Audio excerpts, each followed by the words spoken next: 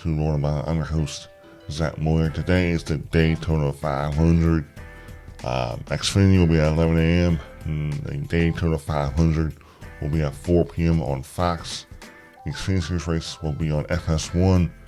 It's be an exciting day of racing. Both races were postponed, moved due to weather.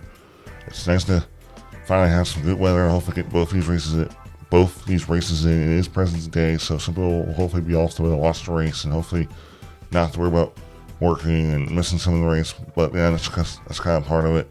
The Rock is still going to be giving the command to fire engines for this race, which is really, really good because I know DJ Khaled was not able to stay to wave the green flag for the race. Pitbull, who was going to do the pre-race performance, isn't able to do it today, but we'll be back for the 2025 Daytona 500. I had a really cool moment with the track president, shaking hands, confirming it. So that's cool. But I'm really excited for today, guys. I can't wait for racing. It's one of the best days for racing. It's going to be some of the best racing you're going to see all season.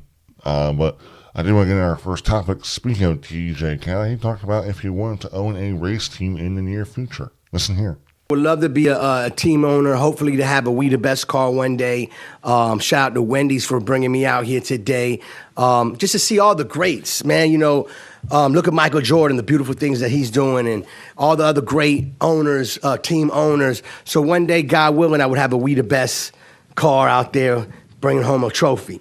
So DJ Khaled talks about having the We The Best car in there racing. Maybe owning a team one day would be something he would be open to. He brought up Michael Jordan as kind of like an example. Who knows? As Michael Jordan opened up the ways, the pathways for maybe more of these high-end celebrities or higher-end, like culture icons to then get into NASCAR, especially if they can join into a team that has a charter and they know they're going to have a guaranteed spot. That also can bring new fans into the sport. I think that would really be cool. I think, it's great. I'm happy for NASCAR that a lot of these big-time celebrities are interested in NASCAR. I think this is good. This could help NASCAR grow. We still want racing to be the number one thing, but if you can get some of these big-time stars to be involved, it could really help grow the sport into new and bigger things. Now I want to focus on my main focus was Chris Myers sat down with the president of NASCAR, Steve Phelps, and talking about some of the hottest topics going on in the NASCAR world today. So I do want to cover some of the key topics they talked about. So I want to play the first clip, which is pretty much talking about going international and what the future of the Clash in the California market looks like. Internationally, is Canada and Mexico, is that something we're going to see soon on the horizon? I have nothing to announce today, but I would be surprised next year in our 25 schedule if we didn't go north of the border and we didn't go south of the border. So the Clash successful at the Coliseum, moving on. What about the future of NASCAR in Southern California? The Southern California market is incredibly important to NASCAR. In fact, it's the second most popular market we have, right next to New York. Most people would be surprised to hear that. Most people are surprised to hear that. So racing in Southern California. Racing in Southern California. And we're not going to miss a year? We're not going to miss a year. So the takeaways I gave from that clip is that Steve Phelps would be surprised if we don't see a race in the Canada or in the Mexico area, which to me, what I'm thinking is going to happen is we're going to have a race in Montreal during the 2025 season. That was already talked that it was going to happen, but it didn't really work out. So I expect we're going to have a road race at the Montreal road course.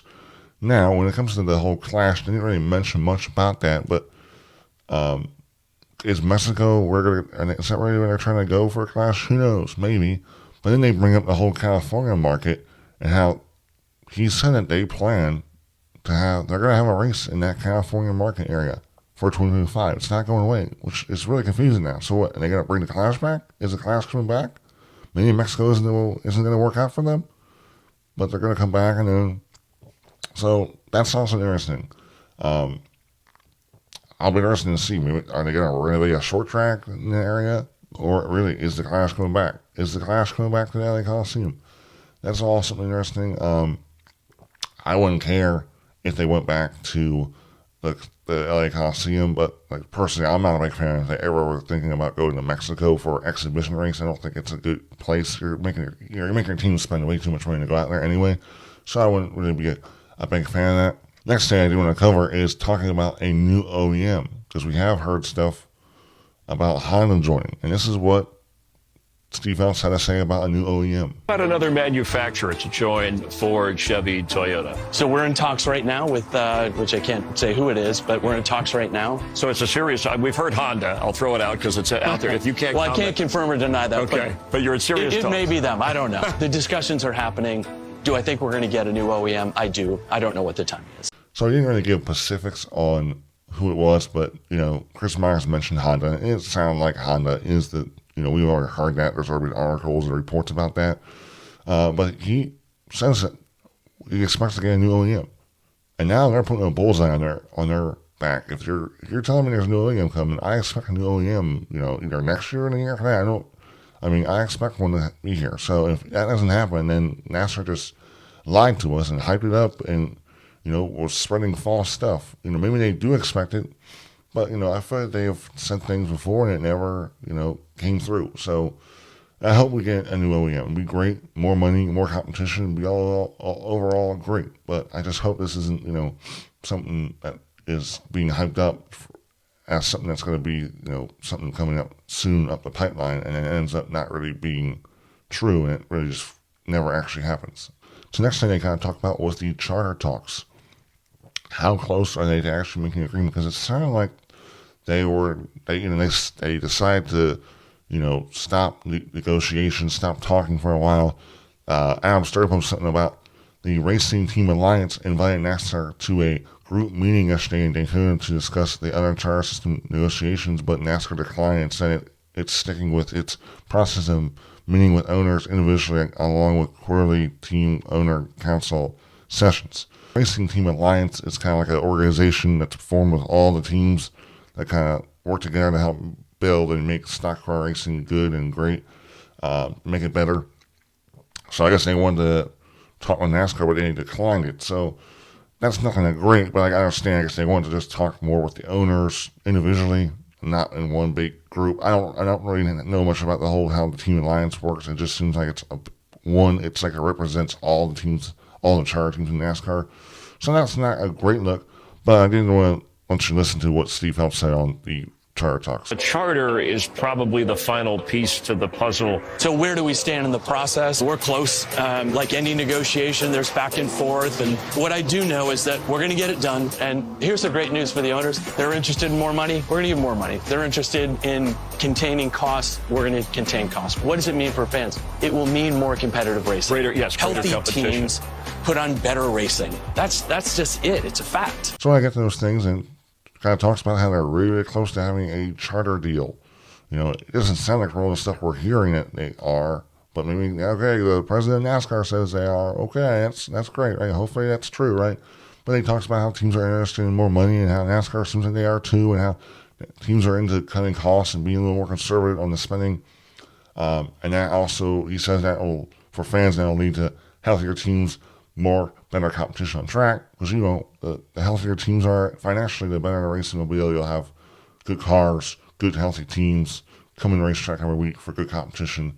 So hopefully this all works out. We don't want this to. I really hope this deal can get done sooner rather than later this season, because you don't want this thing lingering out too long, because then you're gonna have storylines, negativity towards your sport. You don't want that. So what happens when they hopefully can sign this deal soon, and hopefully all parties involved get a healthy share, and it's all good for the sport, and they can move on and really work on continuing to build the sport, especially going into 2025, which that would be with the new TV deal and hopefully the new charter deal. Last thing I did want to cover was the overall talk when it comes to driver personality. This is what Steve Phelps said about driver personality and what he would love to see. Right now, Denny Hamlin is wearing the black hat for us, and he's doing a tremendous job, and he's leaning into it. That's what we want. I'd like to have 36 Denny Hamlins. Really? Wow. Some fans would like that. But it's personalities, yes. Right? So someone to root for and someone to dislike, I would say hate. So he says he wants 36 Denny Hamlins, which is fine, but then you're getting 36 of the same people. I don't think he really meant that legit. But no, we need people like Denny Hamlin that are outspoken and say how they feel, but also needs to come down to what NASCAR needs to allow it, right? They need to allow the driver to say how they feel.